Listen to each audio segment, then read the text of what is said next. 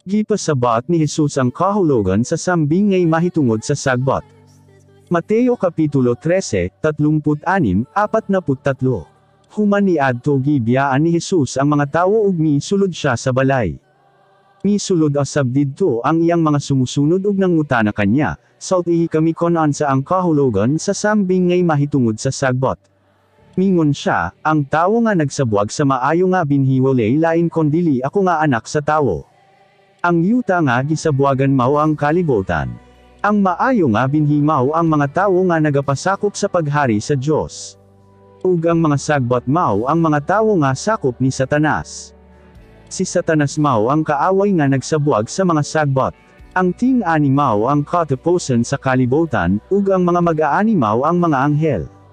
Sama nga ang mga sagbot ibten ug anya sunugon mao asab anya ang maitabo sa katapusan sa kalibutan. Ako nga anak sa tawo magpadala sa akong mga anghel aron tigomon ug pagawsan gikan sa akong gingharian ang tanan nga nagabuhat ug dawtan nga nahimong hinungdan sa pagpakasala sa uban. Ug itambog sila ngadto sa kalayo sa impyerno. Ug didto magilak sila ug magkagat ang ilang mga ngipon. Ang mga matarong mosidlak sama sa adlaw didto sa gingharian sa ilang amahan.